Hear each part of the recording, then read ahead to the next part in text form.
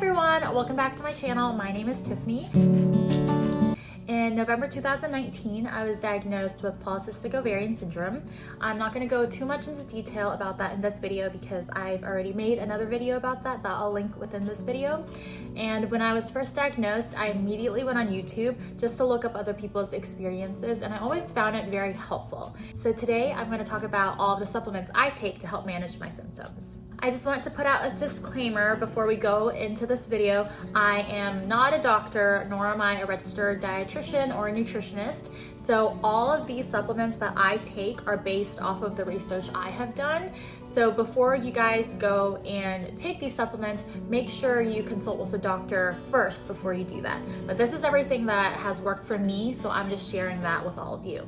The very first one that I'm going to talk about is a really big one that I'm sure a lot of you have heard about or know about. So this is Ovasitol. There are many other brands that are exactly like this. Like if you were to go on Amazon, there's Myo-inositol, inositol, Myo-D-chiro-inositol. There's so many. This is the third type that I have taken. So the first one I started off with was just plain Myo-inositol. And then the second one I took was Myo-D-chiro-inositol.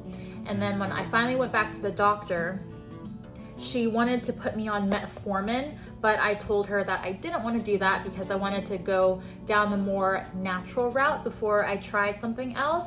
And so she recommended Ovasitol. So on here it says this is an inositol supplement. It promotes insulin sensitivity, promotes healthy ovarian function and egg quality, supports normal hormone levels, and it is also independently content certified by NSF International. This is also dye-free and gluten-free, and it is approximately a 90-day supply. When you first open this, it comes with this little scoop, and you're supposed to take 2 scoops every single day, 1 in the morning and 1 at night. Inositol is really great for your body because this is already something your body naturally produces. Studies have shown that our body just doesn't use it correctly. Inositol can be used to improve insulin sensitivity, which can reduce insulin resistance. So I was diagnosed with insulin resistance, and so that's why she wanted to put me on metformin, but I'm taking this instead.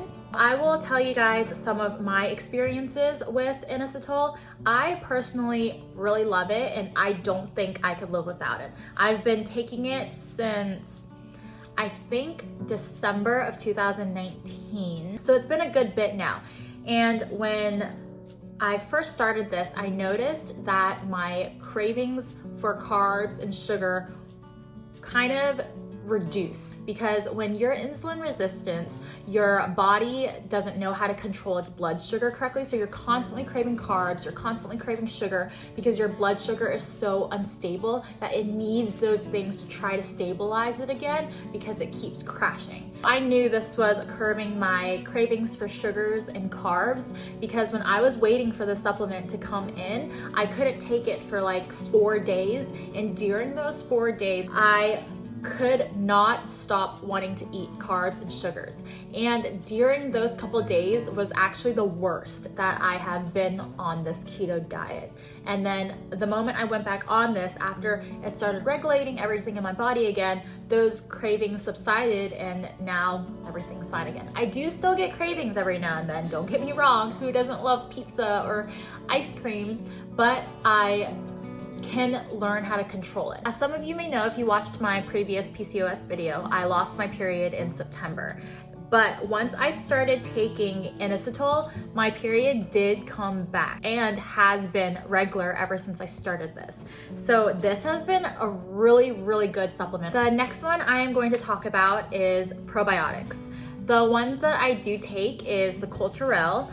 I threw away the box, so this is how it looks like when you buy it. It comes in this little gray package where you just pop out the little probiotics. Probiotics have been a complete lifesaver for me. So I have really bad gut problems, and I've always had bad gut problems. My sophomore year in college, I almost failed because I had no idea what was going on with my body, and I was getting these intense stomach pains to the point where I could not leave the bed.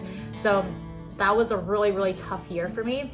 And then I was actually diagnosed with IBS, which is irritable bowel syndrome, so that kind of explained what was going on there. These probiotics have helped me lead more of a normal life. There's still a lot of things that I can't eat, and I still need to pay attention to what triggers my stomach pains and upset stomachs, but this has definitely helped it. I have noticed that after I eat, I don't get as much gas problems anymore, because prior to taking probiotics, I would get really, really upset stomach aches and gas after I would eat every single time I ate, and it was just awful. Based off of some of the research that I have done as well, IBS and PCOS sometimes go hand in hand together. I found that the reason for that could be because patients with PCOS have chronic low-grade inflammation. So that means your body is just constantly inflamed, and inflammation can sometimes show up in your gut. So that can explain why, if you have PCOS, you might also have some gut issues as well. So taking a really good probiotic is very important. The next one that I'm going to talk about is cranberry pills. I get really bad UTIs. That is a urinary tract infection. I never knew that bladder problems were a symptom of PCOS. So I was just getting all these UTIs and I had no idea what was wrong with me. But the more research I did, the more I started figuring out why my body was showing up with all these things that I just was not aware about that was related to PCOS. And patients with polycystic ovarian syndrome, our testosterone levels are typically a lot higher, which can result in bladder problems. That's why taking cranberry pills can be kind of important, because it does support a healthy urinary tract. But before taking cranberry pills, you should always make sure you don't have a UTI, because cranberry pills will not get rid of a UTI. Antibiotics will. UTIs are bacterial infections, and so a cranberry pill won't do anything for you if you have a UTI. So if you want to start taking cranberry pills, make sure you don't have a UTI first. And if you do have a UTI, finish your antibiotics first and wait until you know you have no more symptoms, and then start taking cranberry pills if you want to. The fourth supplement I'm going to talk about is fish oil. Fish oil is so good for you regardless if you have PCOS or not. It's just a really good supplement to take for your body in general. On here it says it helps support a healthy heart, and this one is purified to remove mercury. This is just a one that I got from Costco. The omega-3s in fish oil can be very, very beneficial to people who have PCOS. Fish oil is also believed to improve insulin resistance, blood pressure, mood, and skin. Omega-3 is also really good for inflammation, and as you guys know, if you have PCOS, you chronically have low levels of inflammation. So taking the omega-3 to reduce the inflammation in your body can also start reducing all the other symptoms in your body as well. The fifth one that I'm going to talk about is collagen. This is the one that I started taking. This is also from Costco, since everything is in bulk. It's great. This one is collagen, and it's enhanced with vitamin C, and it's a skin, hair, and nail formula. When you think of collagen, it's not only just for your skin, hair, and nails. There's so much more that collagen does for your body as well. Studies have been shown that women who have PCOS also do have lower levels of glutathione. I don't know if I said that correctly, which is an antioxidant. So consuming collagen will help you produce more of that glutathione. Okay, I'm gonna stop saying that word. Anyway, also, when I do take this, I do notice that my skin is also a lot smoother compared to when I'm not taking collagen. The sixth one that I'm going to talk about is something I take only because I'm on the keto diet. I take an electrolyte supplement, and the only reason why I'm on the keto diet is because of PCOS. Or I would still be eating like trash. When you are on the keto diet, you need to make sure you're getting enough electrolytes, or you can end up getting the keto flu.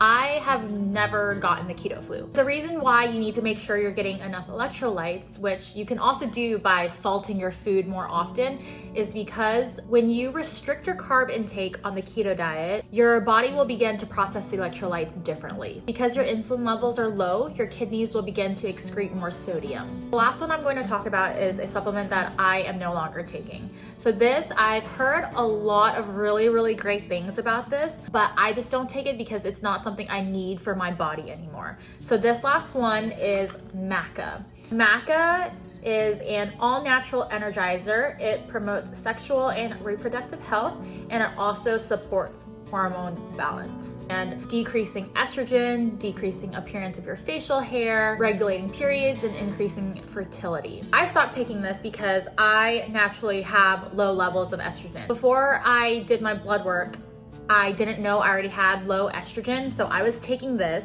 And then after a follow-up with the blood work, my estrogen dropped even more. So I stopped taking Maca. Also, if you have thyroid problems, do not take Maca. It contains geotrogens that can interfere with normal thyroid function. So if you do want to take Maca, definitely consult with your doctor first and make sure you don't have any thyroid problems.